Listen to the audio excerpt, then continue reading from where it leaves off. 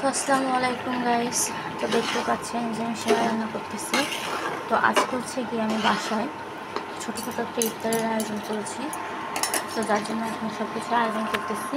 তো এই সময়টা আমি ঘন করে রান্না করে পিচ কাটবো। আর হচ্ছে গিয়ে এদিকে আমার ছোলাটা সেদ্ধ হয়ে গেছে। এদিকে হচ্ছে গিয়ে যে সব কিছু কাটাকুটা করতে নুডলস রান্না করবো। এই যে এখানে আছে হচ্ছে গিয়ে আপেল আছে, আঙুর আছে, তারপর আছে হচ্ছে গিয়ে কমলা, তো চিরই মুড়ি, যে তরমুজটা পানিতে ভিজিয়ে রেখেছি। তো এই তো, আর হচ্ছে গিয়ে জিলাপি, পেঁয়াজি, বেগুনি, এই টুকিটাকে এগুলো দিয়ে আমি আজকে আয়োজনটা করবো। দেখেন আমি ম্যাগিটা কেমনভাবে রান্না করি। এই যে ঝাল পেঁয়াজগুলো আগে সব মশলা দিয়ে ভেজে নিচ্ছি। এরপরে এই যে ডিমের ভুজিয়া করে রেখেছি, সেটা দিয়ে দিলাম। এটাকে একটু ভেজে তারপরে এটার ভিতরে আমি পানি দেবো। আর এই যে ম্যাগিগুলো হচ্ছে গিয়ে আমি পেঁয়াজে আলাদা করে রাখছি।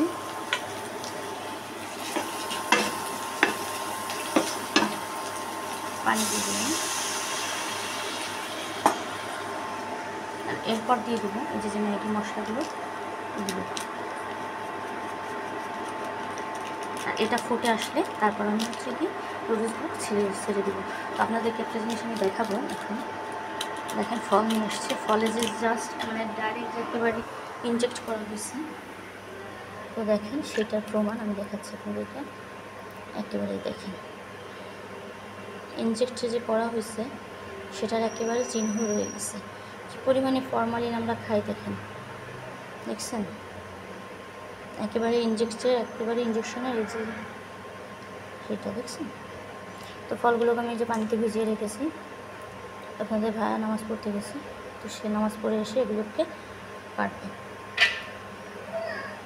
আর এই যে সিমাইগুলোকে আমার রেডি করা হয়ে গেছে। তো এই যে নুডলসের পানিটা ফুটে আসছে। আমার হচ্ছে কি এইভাবে মশলা টশলা দিয়ে সব কিছু একসঙ্গে দিয়ে ম্যাগিটা রান্না করলে অনেক বেশি মজা লাগে। এই জন্য আমি এভাবে রান্না করি।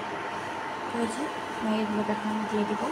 তো কারণ ম্যাগির ভিতরে একটা টেস্টি ভাব থাকে, সেদ্ধ করে টেস্টি ভাবটা চলে যায়।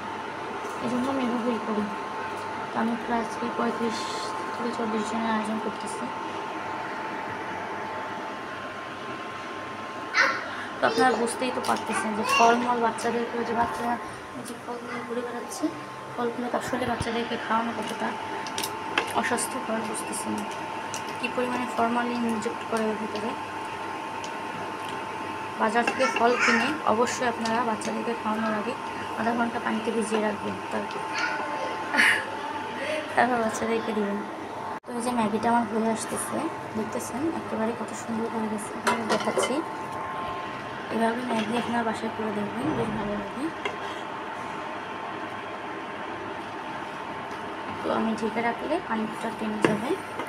তো এগুলো কি করতেছে আপনাদের ভাইয়া এসে ফল টল কাটবে, আমি বাসায় রান্না করবো। তারপর এই যে হচ্ছে গিয়ে আমি আজকে রান্না করবো যে গরুর মাংস আছে, আর হচ্ছে গিয়ে চিংড়ি মাছের ঘিলু, গরুর মাংস, আর এই যে টমেটোর ডাল। তো এই যে দেখতে পাচ্ছেন আমার ইফতার অলরেডি রেডি হয়ে গেছে। তো এখন হচ্ছে গিয়ে প্লেটটা দিই। তো এই যে প্লেটটা রেডি করবো। যে আমার ননদ সে হচ্ছে গিয়ে কাজ করতেছে বসে বসে। রোজা থেকে আমাদের অনেক কষ্ট হয়ে গেছে সারাদিন ইফতার রেডি করে। তো এই যে দেখতে পাচ্ছেন এই যে হচ্ছে গিয়ে বেগুনি, চিরা, কমলা লেবু, তরমুজ, পেঁয়াজি, ছোলা, মুড়ি, খেজুর, আপেল। তো এই যে আমার ইফতারের মেনুতে এই যে সামান্য কিছু আয়োজন করেছি। তো এই যে আমার হচ্ছে গিয়ে প্রতিবেশী আছে কিছু, তাদেরকে দিব, এবং আমরা নিজেরা হচ্ছে গিয়ে ইফতার করবো সবাই একসঙ্গে বসে। তার জন্য এই আয়োজনটা করেছি। তো এই যে আমি রেডি করতেছি প্লেটটা। রেডি করতেছি।